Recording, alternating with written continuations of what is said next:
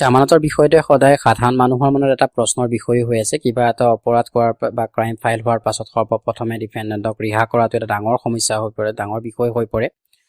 জামানত কেনেকৈ কৰা হয়, জামানতৰ নিয়ম কি অপৰাধত জামানত পায় আৰু কেনেধৰণৰ অপৰাধত জামানত নেপায়, ইয়াৰ সম্বন্ধত CRPC ছেকশ্যন 437 পৰা ছেকশ্যন 450 লৈ ডিটেইলছত প্ৰভিজন দিয়া আছে।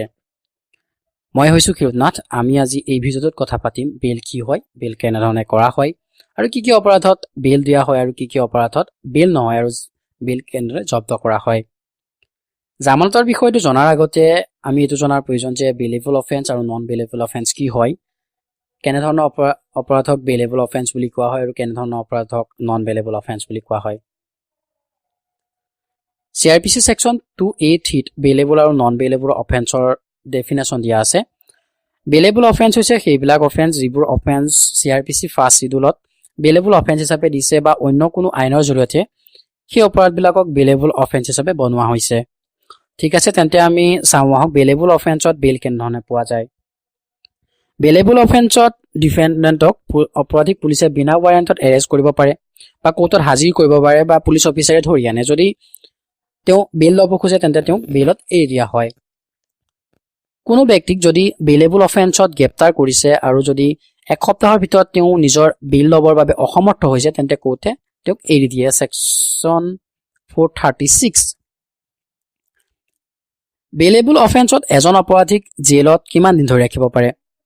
কোনো অপৰাধীক জেলত যদি বন্ধ আছে, যি অপৰাধত তেওঁক জেললৈ পঠোৱা হৈছে সেই অপৰাধটোৰ অধিকতম শাস্তিৰ আধা শাস্তি ভোগ কৰাৰ পাছত কোৰ্টে এনেকুৱা অপৰাধীক বেলত এৰি দিয়ে।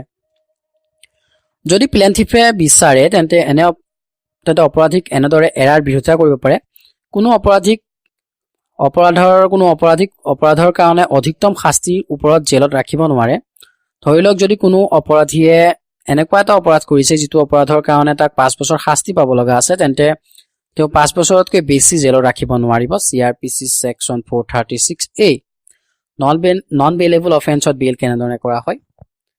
যদি কোনো ব্যক্তিয়ে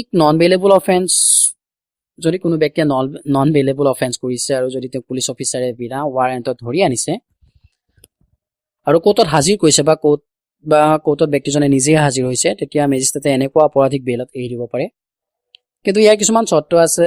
ইয়াৰ চৰ্তবিলাক এনেধৰণৰ যে অপৰাধীজনে যিটো অপৰাধ কৰিছে সেই অপৰাধটোৰ বাবে তেওঁ শাস্তি ফাঁচি হ'ব নালাগিব আৰু যিটো অপৰাধ কৰিছে তাৰ শাস্তি আজীৱন কাৰাবাস হ'ব নালাগিব আৰু তেওঁ প্ৰথমে পৰা কোনো দোষত দোষী হ'ব নালাগিব বা অপৰাধীজন মহিলা হ'ব লাগিব বা অপৰাধীজন কোনো বেমাৰী অসুখীয়া ব্যক্তি হ'ব লাগিব। যদি এই সকলোবোৰ চৰ্ত আছে তেন্তে তেওঁক বেলত এৰি দিব পাৰিব। CRPC section 437। যদি ডিষ্ট্ৰিক্ট কোৰ্টে জামানত বা বেল নিদিয়ে তেন্তে কি কৰিব। যদি মেজিষ্ট্ৰেটে নন বেলেবল অফেন্সত ডিফেণ্ডেণ্টক বেল নিদিয়ে তেন্তে ছেছন কোৰ্ট বা হাইকোৰ্টত বেলৰ কাৰণে এপ্লাই কৰিব পাৰে আৰু ছেছন কোৰ্ট বা হাইকোৰ্টে এনেকুৱা অপৰাধীক বেলত এৰি দিব পাৰে। CRPC ছেকশ্যন 439ত এইটো কোৱা হৈছে যদি ডিষ্ট্ৰিক্ট কোৰ্টে নন বেলেবল অফেন্সত বেল নিদিয়ে তেন্তে ডিফেণ্ডেণ্টে ছেছন কোৰ্ট বা হাইকোৰ্টত বেলৰ কাৰণে এপ্লাই কৰিব লাগে আৰু ছেছন কোৰ্ট বা হাইকোৰ্টে তেওঁক বেলত এৰি দিব পাৰে। যেতিয়া কোনো অপৰাধীক দোষমুক্ত হিচাপে ৰায় দিয়া হয় তেন্তে এনেকুৱা দোষমুক্ত আৰোপী এইটো কথাৰে বেল ল'ব পাৰে যে যেতিয়া কোৰ্টত তেওঁ প্ৰয়োজন হ'ব তেতিয়া তেওঁ কোৰ্টত আহিব। এনেকুৱা যি বেল লোৱা হয় তাৰ বেলৰ ভেলিডিটি হৈছে 6 মাহ পৰ্যন্ত থাকে। CRPC section 437A। এন্টিচিপেটৰী বেল কি হয়। যদি কোনো ব্যক্তিৰ প্ৰথমে পৰা ভয় থাকে যে তেওঁ কোনো নন বেলেবল অফেন্সত গ্ৰেপ্তাৰ কৰিব পাৰে তেন্তে এনেকুৱা ব্যক্তিয়ে ছেছন কোৰ্টত বা হাইকোৰ্টত এখন এপ্লিকেশ্যন দিব পাৰে আৰু ন্যায়ালয়ে এনেকুৱা ব্যক্তিক এন্টিচিপেটৰী বেল দি দিব পাৰে। CRPC ছেকশ্যন 438ত এইটো কোৱা হৈছে যেতিয়া কোনো ব্যক্তিয়ে নন বেলেবল অফেন্সত গ্ৰেপ্তাৰ হোৱাৰ ভয় থাকে তেন্তে তেওঁ ছেছন কোৰ্ট বা হাইকোৰ্টত বেলৰ কাৰণে এখন এপ্লিকেশ্যন দিব লাগে আৰু ছেছন কোৰ্ট বা হাইকোৰ্টে তেওঁক এন্টিচিপেটৰী বেল দি দিয়ে। যেতিয়া কোনো ব্যক্তিৰ এন্টিচিপেটৰী বেল মঞ্জুৰ কৰি লয় আৰু আৰোপীৰ জৰিয়তে বেল জমা কৰা হয় তেতিয়া কোৰ্টে তেওঁক এৰি দিবৰ বাবে জেলাৰক আদেশ দিয়ে আৰু আদেশ পালনত ডিফেণ্ডেণ্টক এৰি দিয়ে। ছেকশ্যন 442। যিকোনো জামানতদাৰে যিজনে কোনো অপৰাধীক জামানত দিছে যদি তেওঁ জামানতৰ স্থগিত কৰিবৰ বাবে মেজিষ্ট্ৰেটক এখন আবেদন প্ৰদান কৰে তেন্তে এই আবেদন মানি ল'ব আৰু এনে অৱস্থাত মেজিষ্ট্ৰেটে অপৰাধীক পুনৰ জামানত ল'বৰ বাবে আদেশ দিব আৰু যদি আৰোপীজনে জামানত ল'ব নোৱাৰে তেন্তে আৰোপীক জেলত থোৱাৰ আদেশ দিব। ছেকশ্যন 442।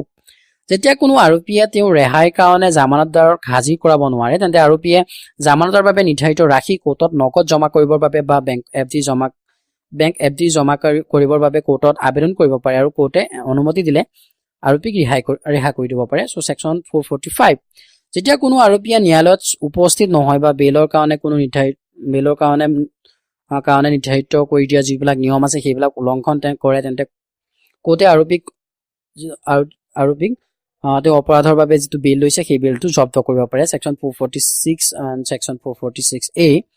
ইয়াৰ উপৰিও বেইলৰ ওপৰত বহুবিলাক ছেকশ্যন CRPC দিয়া আছে। তাৰে প্ৰথমটো হৈছে জামানতৰ ৰাশি কম কৰা ছেকশ্যন 440, জামানতৰ দ্বাৰা ঘোষণা ছেকশ্যন 441A, জামানতদাৰৰ মৃত্যু বা দেউলীয়া হোৱা ছেকশ্যন 447, ছেকশ্যন 446 অৰ আপিল ছেকশ্যন 449 আছে জামানতৰ বাবে নিৰ্ধাৰিত ৰাশিৰ মাচুল বসুল কৰা ছেকশ্যন 450। আজি আমি এই ভিডিঅ'টোত গম পালো যে জামানত কি হয়, জামানত কেনেধৰণে লোৱা হয় বা কোন ধৰণৰ বিষয় জামানত ল'ব নোৱাৰি।